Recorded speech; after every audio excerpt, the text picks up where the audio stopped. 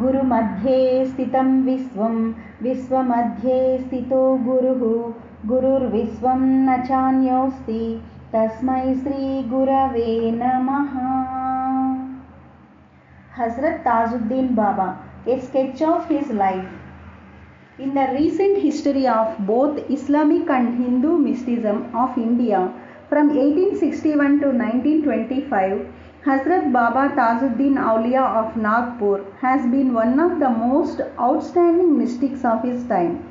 He was most intimately loved and rather worshipped by both the Hindus and the Muslims for his highly amazing spiritual powers and universal benedictions enjoyed by millions of the suffering humanity.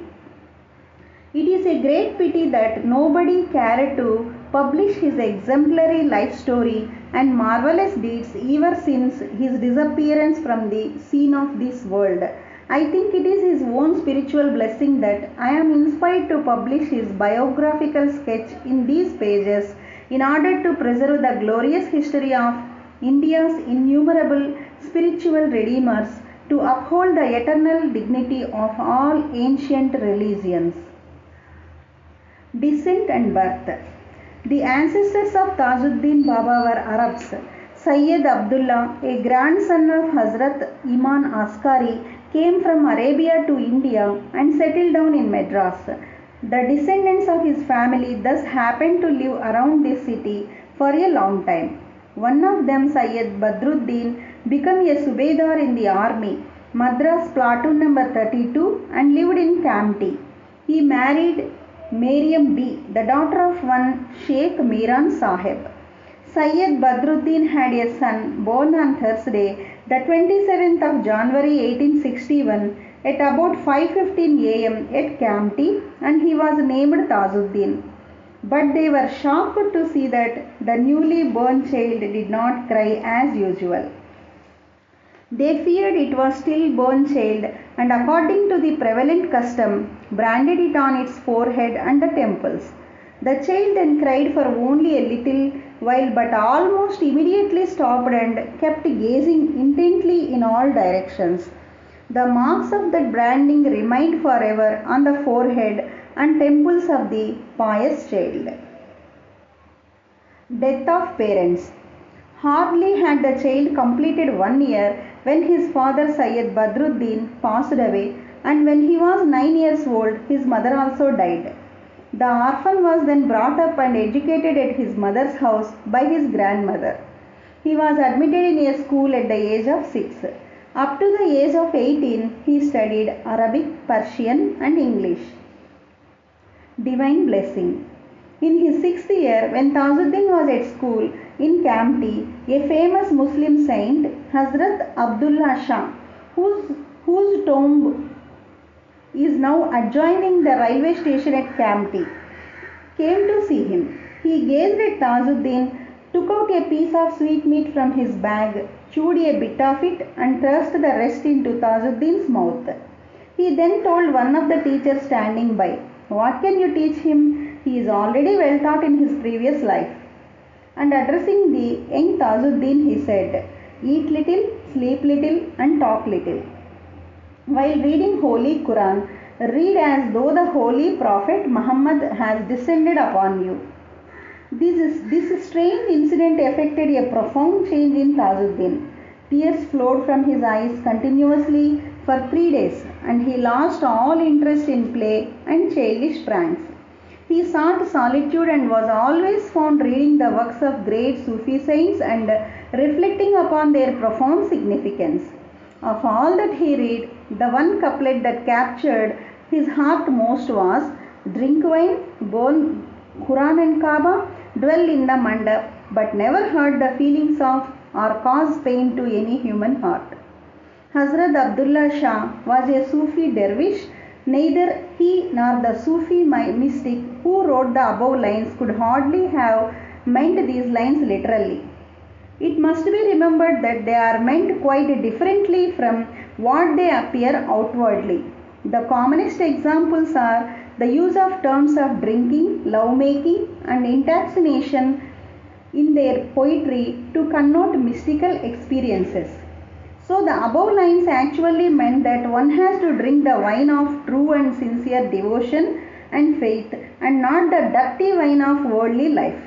That the Holy Quran is neither the parchment or the ink in which it is inscribed, nor the Holy Kaaba the stone. Nor is it right to be caught in the narrow religious bigotry of hating other religions, like belittling places of worship of other religions as the Hindu mandaps. The most important of all is the non-injury of the body or the religious feelings and sentiments of any human being.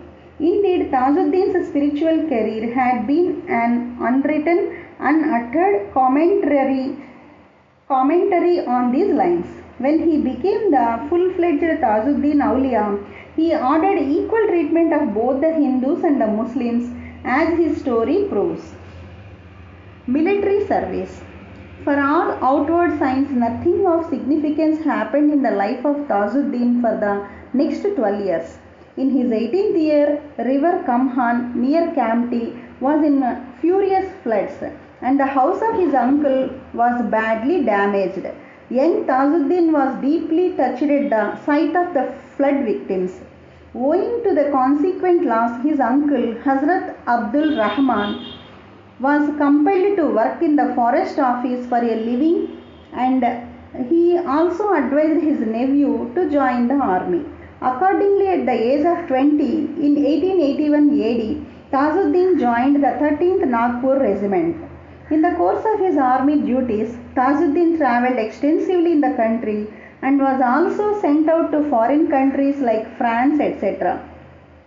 On its return, the regiment camped at the grass farm in Hyderabad. There, an American officer, Mr. Benj, came into contact with Tajuddin, who taught him the Holy Quran. Another military officer, Mr. William, was a bosom friend of Tajuddin, in whose company he advanced in spirituality. Later, Mr. William went to live in Calcutta, where his tomb can be seen even today in the graveyard at Bangmeri. Meets a Chishti saint. In 1884, Tajuddin's regiment reached Saugar. All through his career in the army, Tajuddin never neglected his namaz. One day in Saugar, Tajuddin was lured by a melodious voice which led him to a lonely wasteland nearby where a famous Chishti saint, Hazrat Dawood Shah, lived. Henceforth, he used to attend regularly to the service of this Muslim saint.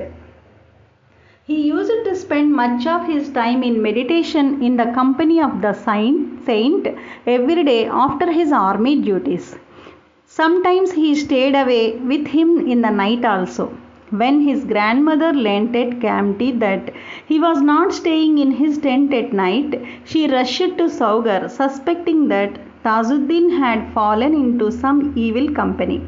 She stealthily followed him at night, but found that he was meditating with a Muslim saint. Next morning, when Tajuddin returned home, she served him with breakfast. But Tajuddin said he would eat his own laddu and peda, and started chewing up the 2 stones he had in his hand. The old lady was awfully surprised at this phenomenon and realized that Tajuddin's devotional life had given him some divine powers and that her suspicions about his character were wrong. She returned to her town happily. Even after Hazrat Dawood Chishti's death, Tajuddin continued his meditations and mujahidas, often near the deceased's tomb. Tajuddin's meeting with Hazrat Dawood Chishti marked the second important landmark in his life. His meditations and mujahidas soon became more intensified, and he found his job in the army a great hindrance to his new life. And so he tendered his resignation directly to his commander. The latter was, however, shocked and at once wrote to his relations about his rash action. His grandmother, fearing that Tajuddin had become mentally cracked, came to Saugar and found him quite a different man, wandering unaware of his worldly needs and responsibilities, as if in quest of something intangible. She took him to Kamti, where the doctors tried to cure him for madness and magicians used all kinds of talismans in vain. They could not realize that by the grace of God and attention of his Guru, he had attained the high mystical state of all existence in which one forgets self.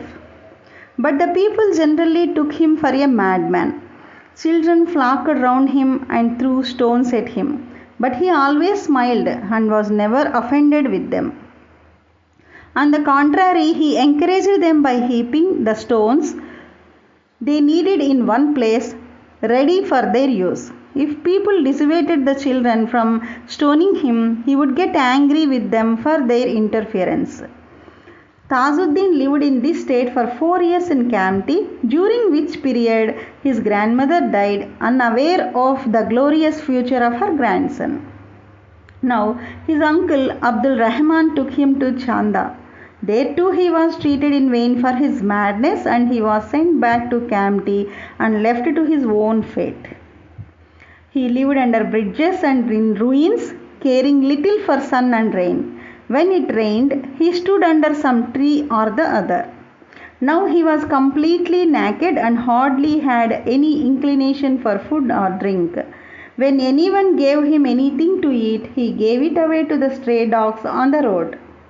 At last, when every human being abandoned Tajuddin, the hand of the Lord was stretched to shield him. Now miracles started manifesting themselves through him, and this made the people realize the real stuff of which Tajuddin was made. Hundreds of these miracles were narrated by the amazed public, and now he was popularly called Tajuddin Baba. Let us see a few of these amazing miracles. An amazing prediction. One day, Tajuddin Baba briskly walked to the house of a goldsmith in Kamti and told him, "Vacate your building, remove your belongings as soon as you can." The goldsmith, who had already heard of the Baba and revered him, immediately obeyed his order. The same night, the building collapsed. The goldsmith and his family were saved, and they became Baba Tajuddin's stanch devotees. Food in the box. On another occasion, Tajuddin Baba walked to the door of a good man and asked for food. "There is no food at this hour, Baba," the man replied. But the Baba would not budge and said, "Why do you utter lies? You have kept the food in the box." The man, who had already heard of Baba's extraordinary powers, went in and searched the box. To his astonishment, he did find some food in the box, although none had been put there to the very best of his memory. His reputation spreads. News of Tajuddin Baba's miraculous powers spread like wildfire, and crowds always thronged around him, seeking his blessings for each and every kind of their wishes and endeavors. When such a miraculous help becomes so easily obtainable and does not cost anything in return, it is human nature to lose sight of the sublimity that underlies it. Instead of steadily rising to dignity and success with self-help and sacrifice, man seeks to pull it down to the level of his myriad cravings, both worthy and unworthy. When such a mentality prevails in the crowds, a perfect saint is forced to limit his accessibility to only those who have the germ of craving for spiritual development, which can be sparked by the manifestation of his divine powers, while he openly denied the same to those who seek to witness them just to satisfy their idle curiosity. And the perfect saint has always an unerring and uncanny insight into these aspects of the seeker's personalities and propensities. The Baba goes to the lunatic asylum. Accordingly, at one stage, Tajuddin Baba got fed up with this unworthy demand for miracles, and one day he declared, "Tomorrow I shall enter the lunatic asylum." And next day he did what he said. But the way he did it was very strange and funny. Next day at dawn, Tajuddin Baba stood stark naked in front of the European ladies' tennis club. The English ladies naturally got enraged at his unbecoming conduct and approached the police to put him in the lunatic asylum in Nagpur. And the order was accordingly issued by the district magistrate of Kamptee cantonment on 26th of August 1892 AD. However, it soon became evident that Tajuddin the madman could never be, because sometimes when he was locked up in cell, he could be found wandering freely on the roads of Nagpur. In the register of the asylum, the age of Tajuddin Baba at the time of his admission was recorded as 32 years, 7 months and 9 days. European ladies surprised.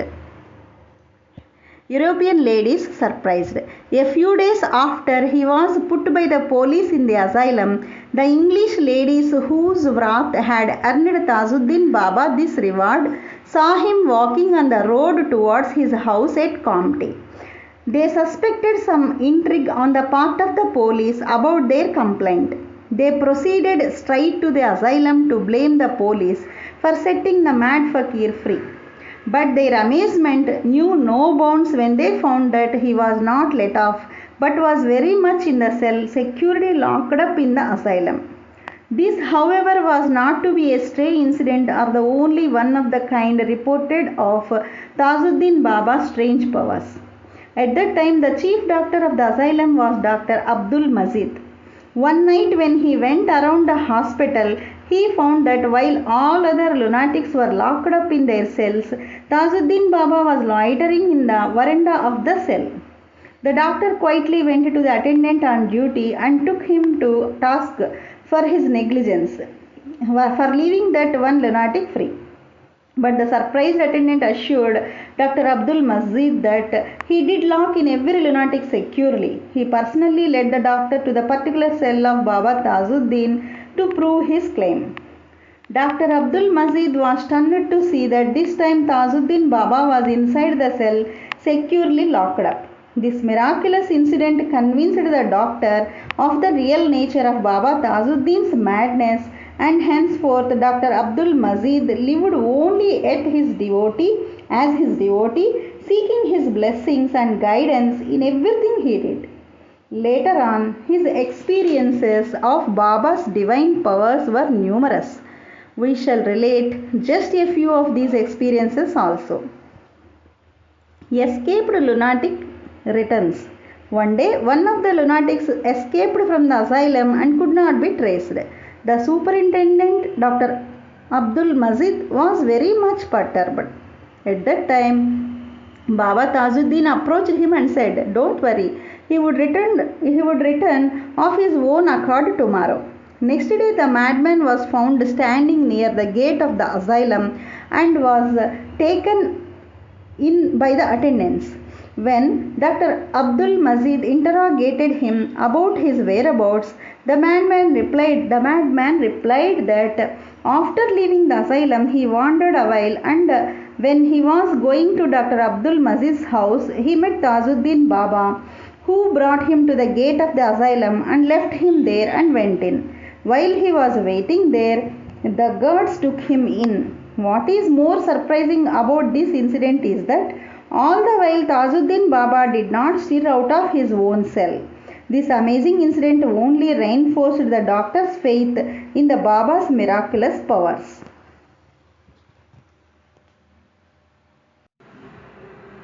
Baba saves doctor's life. For a particular need, Dr. Abdul Mazid, as usual, sought Tajuddin Baba's permission to go to Bombay on some personal business.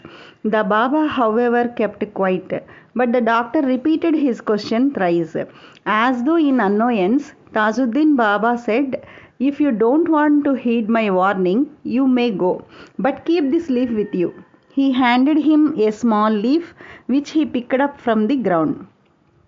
The doctor kept it in his pocket and left for Bombay. On his journey, he got down in the Booswal railway ad, and suddenly an engine rushed towards him. Everyone thought the doctor was killed, as there was no escape. But in that moment of awful fright, Dr. Abdul Mazid fell down on the track unconscious. Strangely enough, the engine came to a sudden halt in the nick of time. The fireman and the driver got down to find out the cause of the sudden halt, because the engine was not pulled by any one of them. How did it come to a perfect standstill of its own accord? They were wonderstruck to see this highly amazing incident, and took the doctor for a saint with miraculous powers, and praised him for stopping the engine in a most impossible manner. This glaring incident was witnessed by all people at the station. The doctor, however, revealed that it was the miracle of the leaf in his pocket, and told them of Baba Tajuddin's warning. The case of Bombay Seth.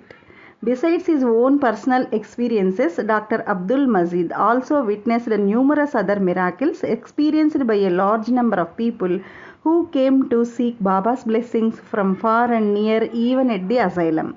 For instance, he once saw a rich Seth who came to Baba Tajuddin to seek his blessing for his father, who was dangerously ill in Bombay, and whom all the best doctors had failed to cure.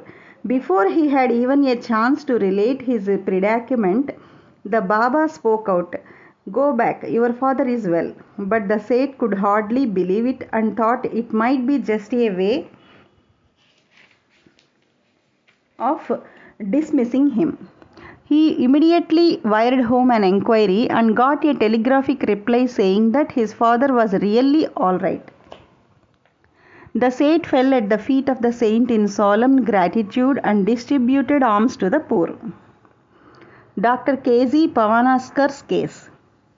Dr. Abdul Mazid was not the only doctor who had witnessed Baba Tajuddin's miracles. The manner in which Dr. K.Z. Pavanaskar became a stanch devotee of Baba is still more wonderful. Dr. Pavanaskar was originally practicing in Patna, and longed to secure a good job. Once, when he was on his way to river Ganga for a dip, a Brahmachari Baba attracted him by his very glowing countenance. After a little conversation with him, Dr. Pavanaskar pleaded for his blessing, and promised him that if he got a good job, he would take him on a pilgrimage. Not long after, he did get his posting as medical officer at Nagpur. He immediately fulfilled his promise with the Brahmachari Baba, and promptly took him on a pilgrimage. The Baba was awfully pleased to hear from Dr. Pavanaskar that he was posted in Nagpur, and after finishing with the pilgrimage, he also proceeded to Nagpur along with the doctor. When they reached Nagpur, the Brahmachari Baba led Dr. Pavanaskar straight to the gate of the lunatic asylum, and standing there called out loudly, "Oh, brother Tajuddin, here is our boy. I hand him over to you. Please take care of him." And so saying, the Brahmachari Baba suddenly disappeared, leaving the onlookers dumbfounded in utter amazement. It is interesting to note that Tajuddin Baba, who was at that moment sitting under a tree inside the asylum, was heard responding to the call of the Brahmachari Baba, "Yes, yes, he is our family. Where else can he go?" Dr. Pavanaskar was overwhelmingly surprised not only by this incident of the mystical dialogue between the two saints, but he was also amazed especially when he came to know later that they were complete strangers to each other. After some time, Tajuddin Baba told Dr. Pavanaskar that he must go to Sakori and meet Upasani Maharaj there. When he went to Sakori, he did find that Tajuddin Baba's guidance and advice were quite correct. Thus, in the life of Dr. Pavanaskar, we see how three different great saints, viz. The Pir Sahib of Patna, in the grab of Brahmachari Baba, Tajuddin Baba and Upasani Maharaj, worked together in making Dr. Pavanaskar advance spiritually. Their religious labels made no difference whatsoever in their spiritual careers. Dr. Kashinath Rao's case. After Dr. Abdul Mazid's retirement, Dr. Kashinath Rao became superintendent of the lunatic asylum at Nagpur. Though he was a Hindu and an orthodox Brahmin, he also became a stanch devotee of Tajuddin Baba. One instance of his miraculous experience is most interesting to mention. Once Dr. Kashinath Rao was sitting in his room all alone. Suddenly he found Tajuddin Baba also seated before him. He was simply frightened and highly amazed at this mysterious phenomenon, because he knew pretty well that at that moment Baba Tajuddin was locked up in his cell in the asylum. He had not recovered from his bewilderment yet when a strange voice was heard through the wall of the room greeting in the Islamic way, "Assalamu alaikum, Baba Tajuddin." And Tajuddin Baba immediately responded saying, "Wa alaikum assalam." And instantly a part of the plaster of the wall fell down, revealing a hand with all the 5 outstretched fingers. The Muslims call it a panja. Baba Tajuddin approached it and joined his hand with it. As the doctor was dumbly looking on the whole episode in utter amazement, the hand vanished, and with it Tajuddin Baba also disappeared. Immediately Dr. Kasinath Rao ran to Baba Tajuddin's cell to see what was happening there, and found the saint locked up in his cell. He was busy with his prayer at that time. Thus, not a day passed without even the doctors who studied modern science being made to witness Baba Tajuddin's miracles, and no wonder that they all accepted him as their protector and benefactor. A paralytic cured. There is no end to Baba Tajuddin's marvelous miracles. Once an old man of Nagpur came to the Baba with his mother-in-law. One of his hands was badly paralyzed. When he came to the asylum, he met a pilgrim from Makkah who was sitting under a margosa tree. The old man inquired of this Haji as to why he came there from such a long distance. The Haji replied, "I am called here by Tajuddin Baba Sahib, who spent 21 days with me in Makkah and who had invited me here." Dr. Kasinath Rao, who was also there, was astonished to hear this, because Tajuddin Baba had been confined in the asylum for many years past, and there was no chance for him to escape and go to Makkah. The bewildered doctor was moved to tears and fell down at the feet of the saint in solemn adoration. The great saint then said, "Don't praise me much by announcing this to public." The Baba then held the withered hand of the old man and said, "Oh, it's a foul disease." The patient felt that in the grip of the Baba his hand got warmer. Finally, when he shook it once and released it, the old man's hand was quite all right. The saint then ordered him to go on a pilgrimage to Makkah in gratitude to Allah for the cure. Dying daughter recovered. One day a gentleman came to Tajuddin Baba and prostrating before him petitioned, "Great Master, my daughter is in her last moments. Pray grant her life." The Baba gazed calmly at the visitor's face for a moment, closed his eyes, and was in trance for a while. When he opened his eyes, he said, "Go home, the danger has passed. She is all right now." When this gentleman reached home, he found his daughter sitting and eating something. Overflowing with gratitude for the mercy of God and his beloved saint Baba Tajuddin, he asked his wife as to how the girl recovered to so completely in such a short time. She told him that after he left for the lunatic asylum, a fakir appeared at the doorstep and finding her in tears, inquired of the cause of grief. When he heard of the precarious condition of the child, he said, "Inshallah, now she will recover in no time." As soon as the fakir left, the child sat up and asked for something to eat. Disappearance from photo picture.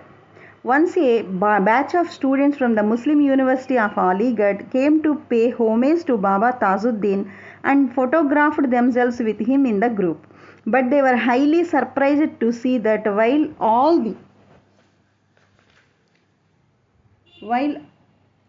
all the students in the group came off nicely in the picture, Baba Tajuddin's image was not there. Presentations. Such miracles were countless. Every day, crowds of devotees and visitors queued up at the asylum to have Baba Tajuddin's darshan and receive his infallible blessings. They offered him new clothes, fruits, sweets, beedis and snuff. But he only touched and returned them or gave them away to anyone he pleased in the crowd. The strange powers of the saint had won the doctors and all the authorities of the asylum so much that they were soon obliged to permit him to enjoy special treatment. They offered to exempt him from all manual work which the other inmates had to perform compulsorily, and later they left even his cell unlocked. But Tajuddin Baba insisted on his being treated on equal footing with the rest of the inmates and did all the work and always insisted upon being locked up in his cell. Government's greed. While such was the attitude of the medical officers in charge of the asylum, the government took a greedy view of things. It now decided to levy a fee on those who wished to see this miraculous soul at the asylum, despite the fact many of the visitors were Englishmen who sought Baba's succor for their own cherished wishes. British devotees. To mention a few of the British devotees of Baba Tajuddin, Mr. Anthony MacDonald, the Chief Commissioner of Nagpur, and Colonel Rowe, the civil surgeon, were among the best admirers and devotees of the saint. There were other dignitaries of the rank of Extra Assistant Commissioner, Mr. Hafiz Vilayatullah Khan, and the city superintendent of police, Mr. Moti, who were devotees of Hazrat Baba. Even Maharaja Raghoji Rao Bhonsle of Nagpur was one of the stanch devotees of the Baba. He was one of the very frequent visitors to the asylum also. All these big people of Nagpur sought Baba's blessings to solve their problems, private and worldly. Strangely enough, while so many high officials came to the asylum for Baba Tajuddin's darshan and blessings, it never occurred to them that a lunatic asylum was not the fit place for a truly great saint like Baba Tajuddin. Maharaja of Nagpur's munificence.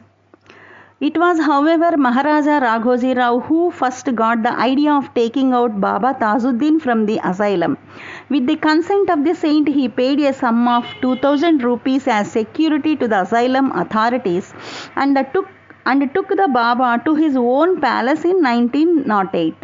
He thus ended the 16-year-long stay of the Baba in the Pagal Khana, to the delight of thousands of his devotees and admirers.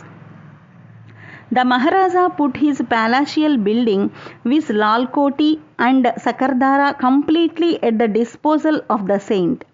And not only this, but he also provided a buggy, that is a carriage drawn by horses, servants and pahalwans for the service of the Baba. Very often Maharaja Raghoji Rao himself used to attend on him. But this king of kings, while staying at Sakardara, followed a particular routine of his own sophistic way of life freely. Baba's life at Lal Koti. At Lal Koti, for most of the time, the Baba remained in a state of trance. He woke up early and left the palace for his usual strolls and returned sometimes as late as 2 p.m. or even in the evening. People flocked around him from far and near with garlands, sweets, costly new clothes, and various other gifts. Every day was a festive day. Many shops sprang up along Baba's way. Songsters, musicians, and artists displayed their skill before him and received fulsome rewards. The devotees followed him wherever he went, even to the neighboring jungles where he loved to wander about. When hundreds of the devotees offered him food in plates, he would taste a little from only one of the plates to please the devotees.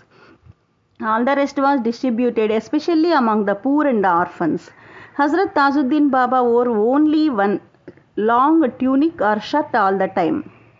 Dr. Abdul Majid Khan was the greatest devotee of the Baba. Dr. Kasinath Rao actually worshipped him as if he was a Hindu deity.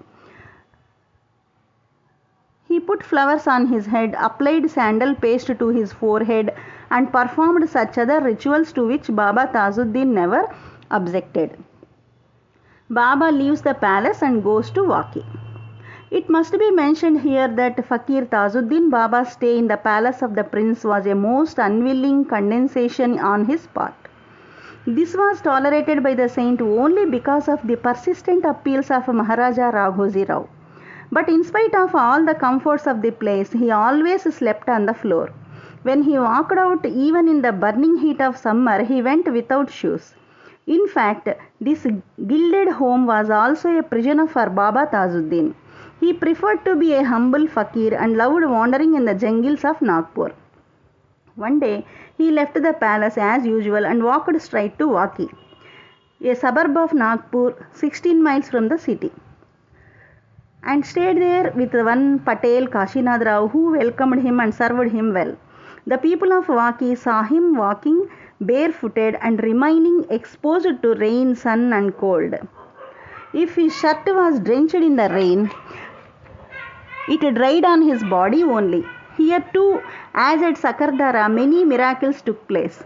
Here he named a mango tree as his hospital and directed all who sought his help in curing ailments to sit under it and use that earth as medicine, and they were unfailingly cured. He named another spot as mosque. Spiritual aspirants were asked to stay there and perform mujahidas. Many performed penance in this mosque. The most famous among them was Meher Baba, the Parsi seer of Ahmednagar, and Upasani Maharaj, the great saint and disciple of Sri Sai Baba of Shirdi. Similarly, those who craved for justice in litigation, etc., were directed to assemble at another spot, which he called the Court of Justice. There was a school also where students craving for distinction in examinations were asked to stay. Revival of the dead. The most remarkable of the countless miracles that happened during his stay at Sakardara and Vaki were the cases of reviving the dead and of curing incurable diseases. The most famous of such cases was the case of Sheru, his dog. This dog displayed an unusual awareness of the saint's greatness and regarded service to him and his devotees its duty. Every day Sheru used to go to the railway station punctually at the scheduled times of trains to receive and guide the devotees to his master, wherever he might be at the hour in Vaki or in the neighboring jungles. This became such a regular feature of this dog's life that visitors first looked out for Sheru immediately on their arrival at the railway station. On one occasion, a certain gentleman got down from a train. As usual, he looked out for Sheru, but it could not be found anywhere near the place.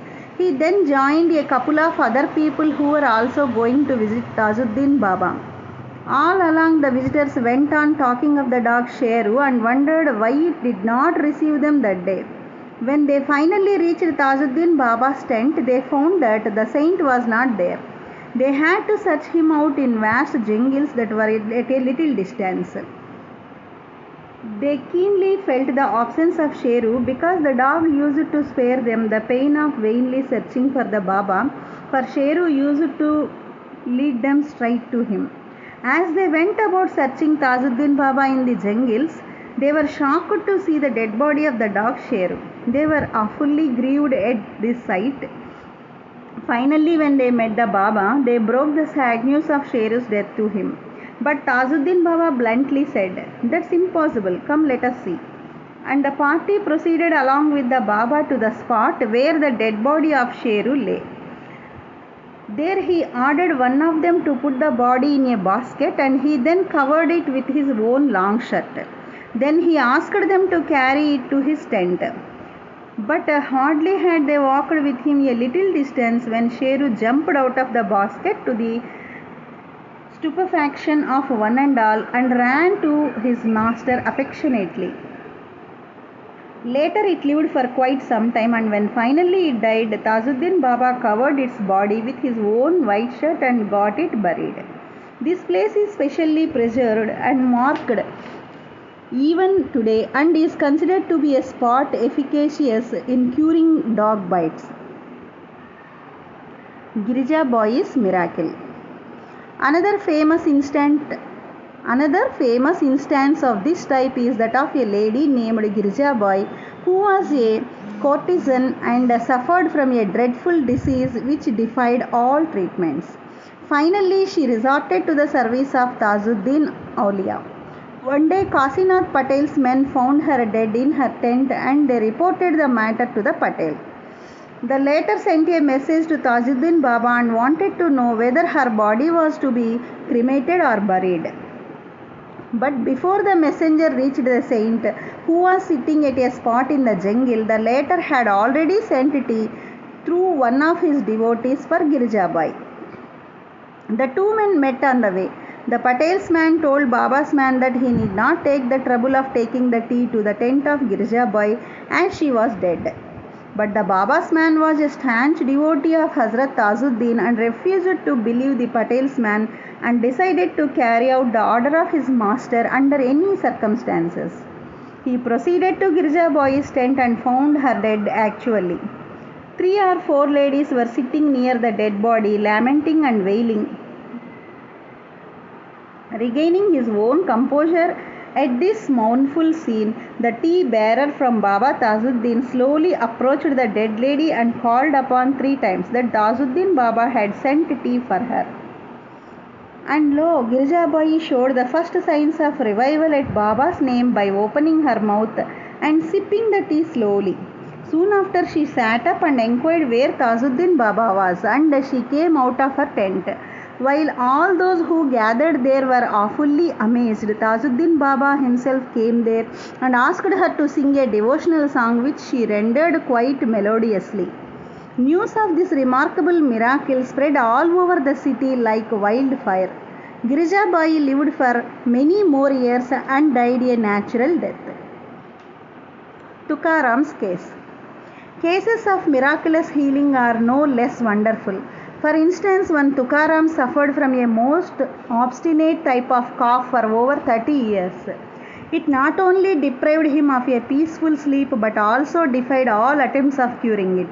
One of Tukaram's friends advised him to seek the blessing of the famous Muslim saint of Waki. At first, he did not take his advice seriously, but perhaps it was Tajuddin Baba who willed that Tukaram must go to him. He happened to accompany his Seth to Waki.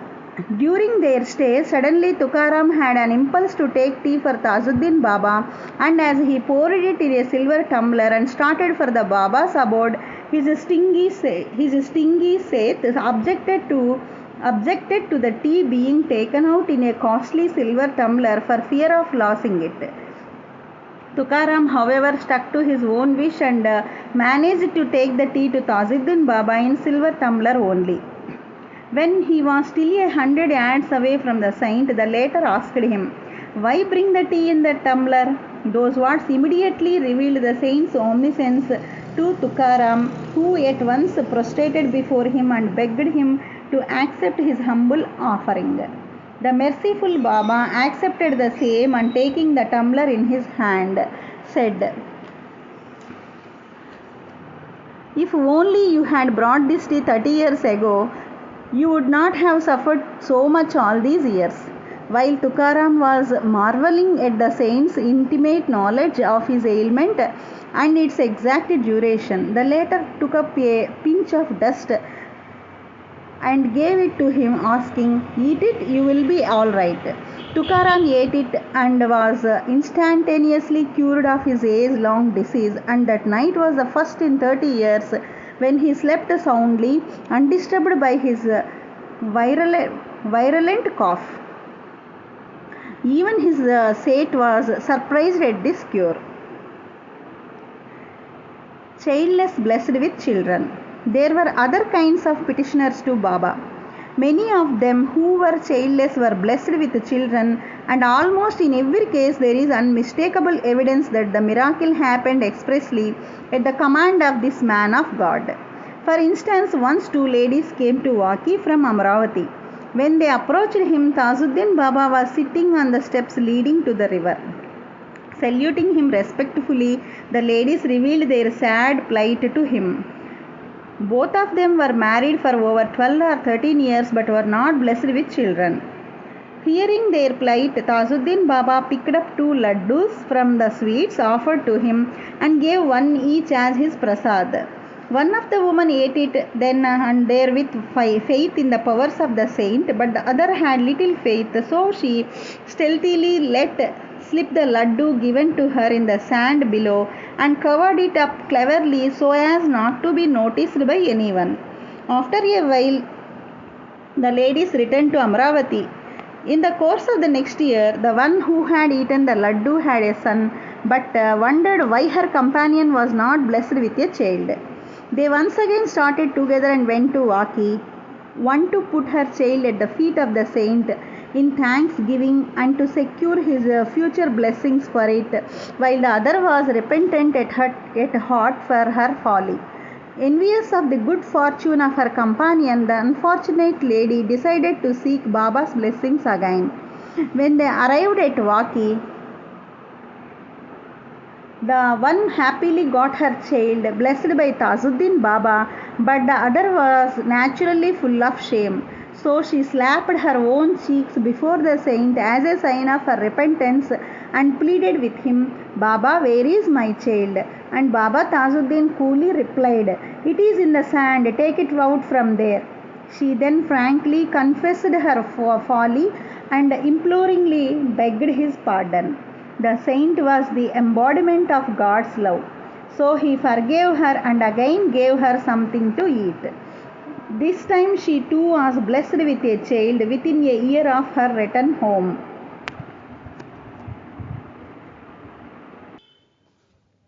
A convict released. There is another wonderful instance of Tajuddin Baba's amazing spiritual powers. Once one Abdul Hassan, a fruit merchant, came to Waki to fulfill his vow of feeding the poor there.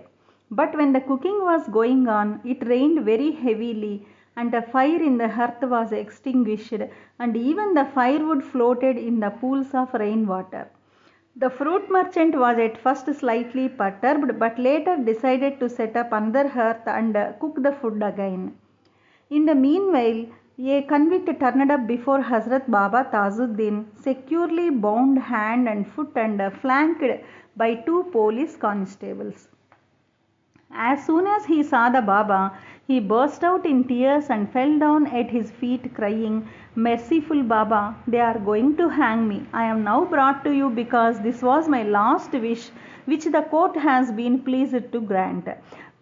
Pray bless me with my release. The father of Abdul Hassan, the fruit merchant, was also standing by. Tajuddin Baba looked at him and ordered him to take the convict to the kitchen and feed him with what was cooked there.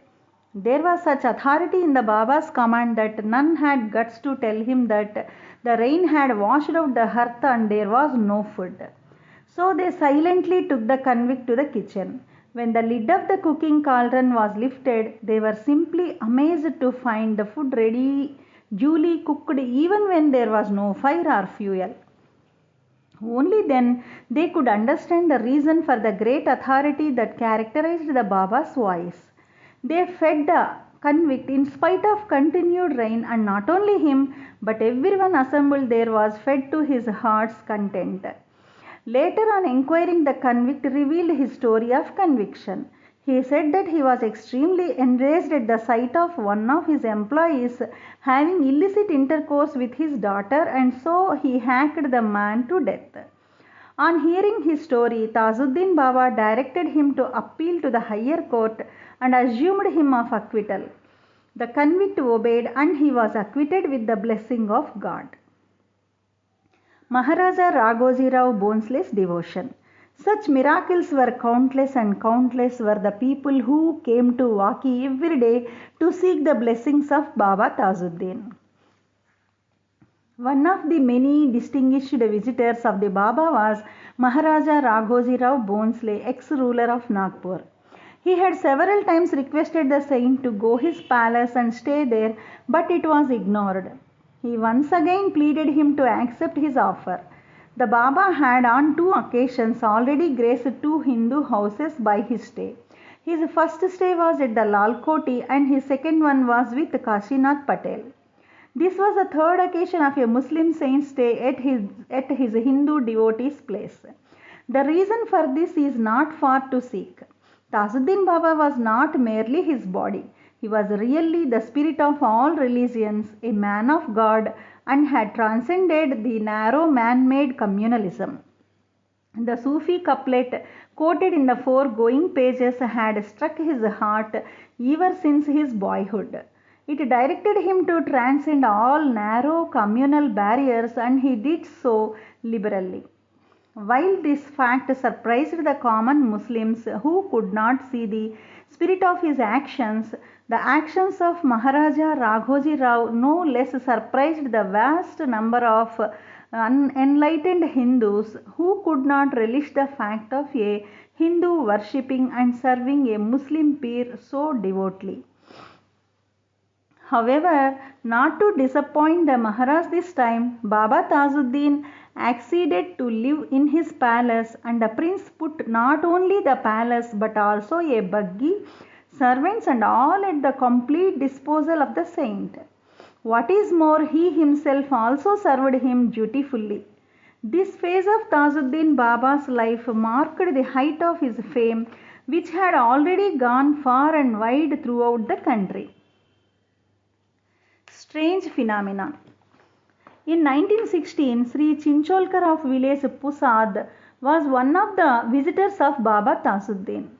He says he found the Baba in a furious mood, throwing burning sticks and bricks at the people who tried to approach him. Now and then he lost all senses in mystical absorption, and on waking up, he flew into a rage. He even started setting fire to the clothes offered to him by devotees. None knew why he did so, and none dared to ask. We have a close parallel to this feature in Sai Baba of Shirdi also.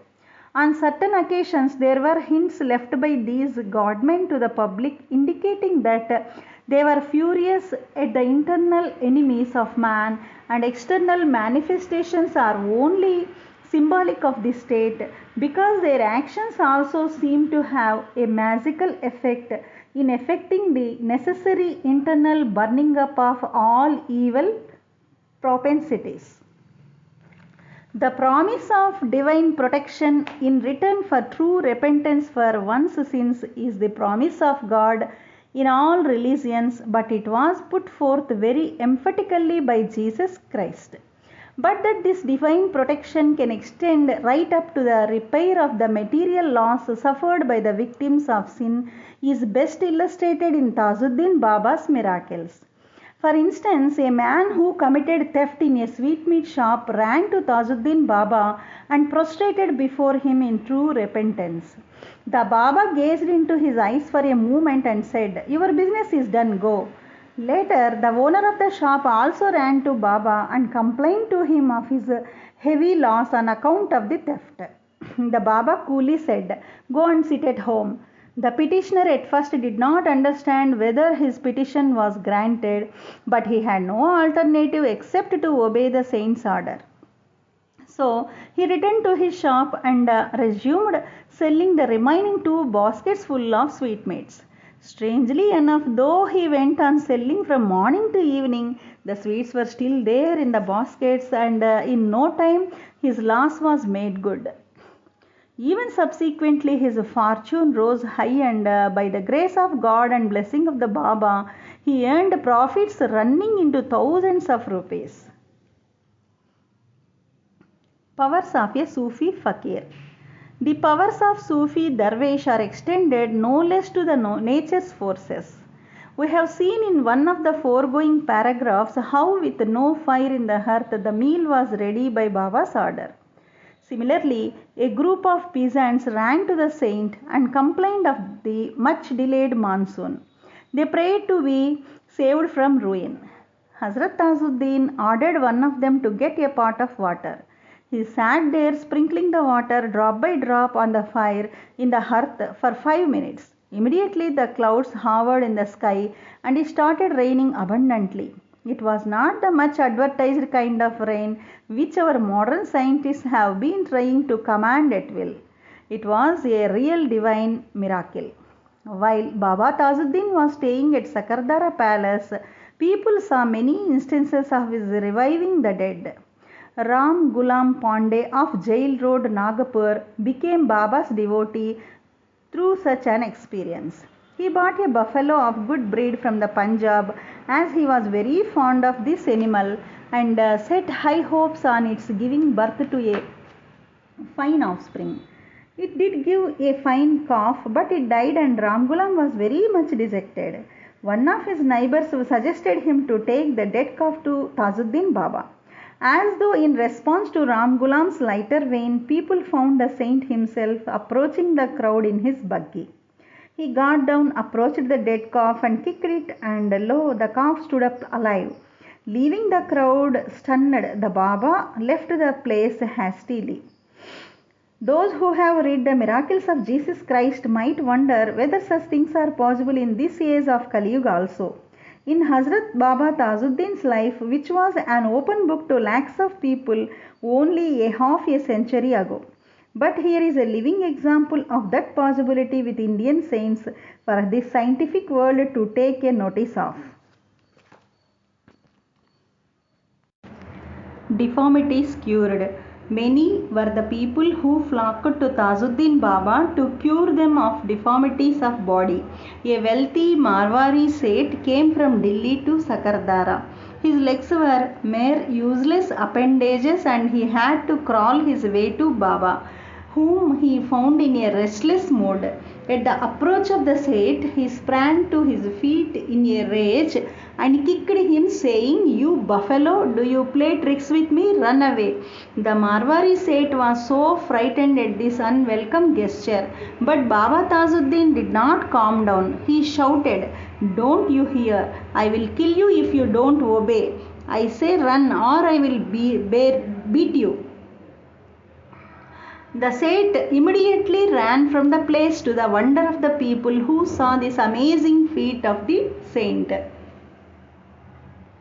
Deputy Commissioner's experience. There are many classes of miracles. The brother of one Bahadur Prasad Tiwari was a famous Hakim, Unani doctor, who was posted to Nagpur as Deputy Commissioner. One day his brother took him to Baba Tajuddin at Sakardara to pay homage to the saint. Afterwards he proceeded to Saugar, where he met three sadhus. In the course of conversation with them, he mentioned the illustrious greatness of Tajuddin Baba. But as the sadhus were sectarian Hindus, they paid little attention to the praise of a Muslim saint. The deputy commissioner told them how once one of his Hindu friends had the darshan of Lord Rama and Lord Shankara at Sakardara. But these two did not touch the minds of the sadhus. That night the deputy commissioner had a dream in which he saw Tajuddin Baba approaching him. He stood up and saluted him. Then the saint said, "Come, I will take you on pilgrimage. Tell the three sadhus also to follow us." Then the four friends followed in the footsteps of Baba Tajuddin, who briskly walked ahead of them. Thus they visited many holy places like Gaya and Prayag. Then the Baba turned around and said, "Come, we will go to Jagannath." When the party reached Jagannath, one of the sadhus wanted to purchase a kamandal. The deputy commissioner accompanied him to a roadside shop and purchased a kamandal for the sadhu. Later they returned to the party, and here the dream ended. Next day, the deputy commissioner wanted to communicate his dreams to the three sadhus, but when he went to see them, they had already left Saugar.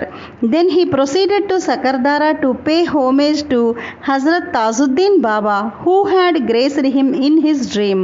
There, to his great surprise, he found one of the three sadhus with a kamandal in his hand, which exactly resembled the one he purchased for him in his dream. So he asked the sadhu as to how he got that kamandal. The sadhu replied, "How could you forget so soon? It is the same kamandal which you had purchased for me in Jagannath." While the deputy commissioner was still lost in wonder, Tajuddin Baba walked towards him and said, "Oh my dear child of wealthy parents, why did you pay so much for a kamandal that only costs 2 rupees 8 paise 9 annas?"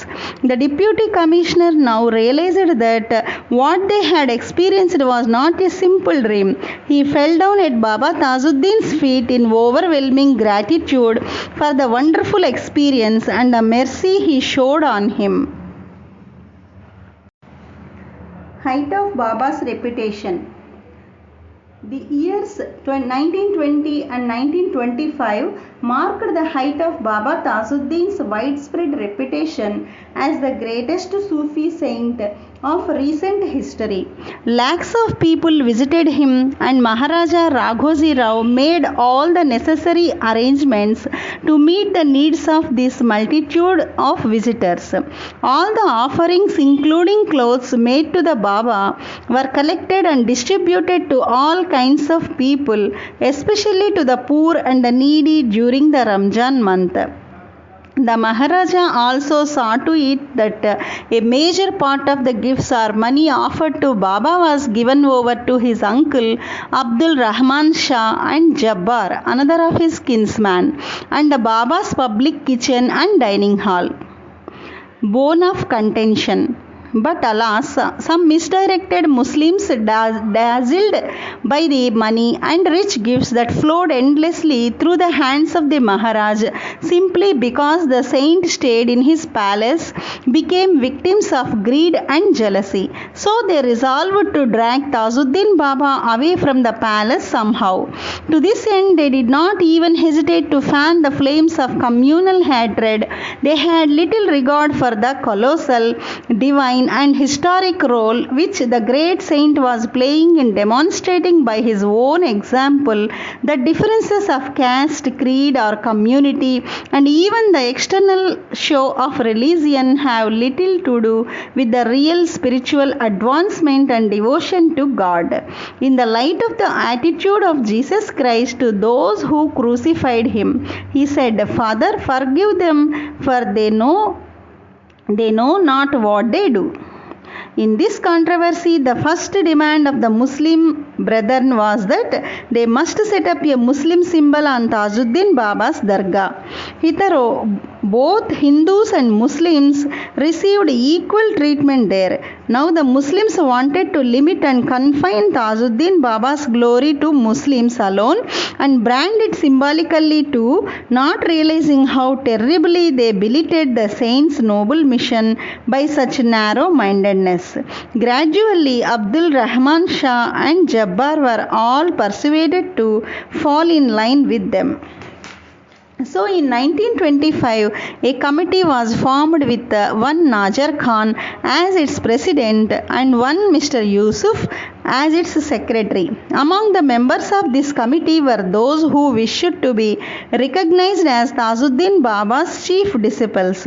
Their ultimate intention was to take the saint away from Maharaja Raghoji Rao, who was nothing more in their eyes than a mere Hindu, despite the fact that he looked after him only as a devoted servant of the one they called a Muslim saint. But as a matter of fact, their chief motive was the money and the rich gifts that were offered to the saint.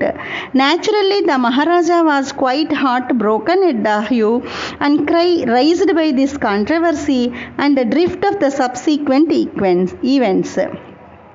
Yet he continued to serve the great saint as faithfully as ever. One day Baba Tajuddin was obliged to express his inner agony to the Maharaja when he said, "Who can take me away from you? My couch will be here in your house for lakhs of years." And the result of this resolve is that even today the saint's cottage is kept sacred, securely preserved in the Lal Koti. And as we shall see at the end of this chapter, there have been certain miracles to prove that even now, when the holy saint is no more in his physical body, he has kept up the assurance he gave to Maharaja Raghoji Rao. Whether the narrow-minded communalists liked it or not, Baba Tajuddin did thereby declare himself to be more than a human frame, and certainly above all factionalism, communalism, and this ism or that ism. In one word, he was a God-man born to serve the noble cause of the suffering humanity, irrespective of caste, creed, or nationality. Yet outwardly there was enough nuisance, and this matter even went to the law court. The Muslims subjected the Baba's stay in the Maharaja's palace. So, as if to lessen the tension and pacify the people, Tajuddin Baba started staying in a tent raised at the crossroads on the municipal lands. Taj-ul-Arifin. It was in 1924 that one day Tajuddin Baba started walking on the Digori road, Nagpur, and sat on a small roadside culvert. As usual, a large crowd of people gathered round him. Shah Fariduddin Tazi, alias Karim Baba, one of Baba's disciples, was also close by. Baba Tajuddin addressed him and said, Do you know who is Tajul-Arifin? The crown of Sufi mystics. To this Karim Baba replied, Who else can it be save you? Tajuddin Baba asserted, Yes, I am that. Then he closed his eyes for a while and said, Oh, Eid moon is seen now. Karim Baba was surprised at these words because it was long since the sacred festival of Eid was over. So he asked, Master, even the month of Ramjan is past. It is not the Bakrid moon that is to appear. To this Baba Tajuddin emphatically replied, No more the Eid moon shall we see. It was only much later than the people realized that this was Tajuddin Baba's veiled prediction of his own final merging into the infinitude of the Lord God. Baba's illness. As the month of July of 1924 drew to its close, the health of Baba Tajuddin began to fail and showed no improvement for 10 days. He grew very weak and could not even move out in his usual fashion. Maharaja Raghoji Rao was extremely upset at his condition and started visiting him very frequently. The communal rivalry set ablaze by a few perverse individuals was continuing unabated. Some of the Muslim devotees of the Baba encamped themselves on the road, but as they were private lands, the owners had them evicted. Then they settled on the land granted to them by one Niyazuddin. With Tajuddin Baba's consent, Karim Baba was first to raise a structure there. Soon many others followed, and thus came into existence the present Tajabad Sharif. And now the Baba ordered that the bell that used to be sounded every day at sunrise in the palace of the Maharaja be rung henceforth, and Baba went there and sat in the mosque and asked some food. All the devotees brought food, but he ate a little and then slowly walked along a road towards the city. On the way, he stopped in an open plot of land and sat there. He then picked up a handful of dust, smelt it, and declared, This soil is good. If you raise a building here for me, it will be good. After a moment's pause, he again said, No, keep quiet. A hut will be enough. In the following days, Tajuddin Baba's health steadily deteriorated. Yet he kept loitering a little in the evenings. Now the holy month of Bakrid commenced. On the sighting of this month's moon every year, the devotees of the Baba used to offer him a new long shirt. He also used a new lungi and used to go to every street of Nagpur to grant his darshan to one and all, including those who could not go to his place. But this time the Baba strictly ordered that he should be offered no new garments, nor did he move out. The whole month passed in a state of suspension till the month of Muharram commenced. Procession to Karbala. As usual, on the 10th of Muharram, Baba Tajuddin wore the green jubba and went to the Karbala. The tabuts are buried after 10 days mourning and some religious ceremonies performed by the Muslim community. On this annual festival, the Maharaja of Nagpur, who considered himself as nothing more than a servant of the saint, also used to proceed in a procession with all his equipages and royal insignia. First, the Maharaja used to proceed on his elephant with the retinue, followed by Hazrat Tajuddin Auliya, his murids, devotees and common crowds.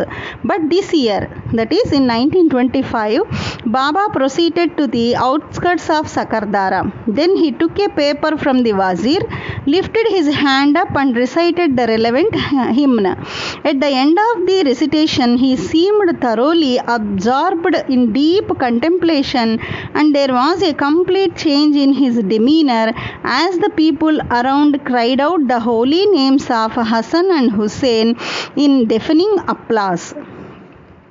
After a little while, the Baba returned to his tent. The deteriorating health of Baba Tajuddin became a continuous source of anxiety and fear of an impending crisis for his disciples and devotees.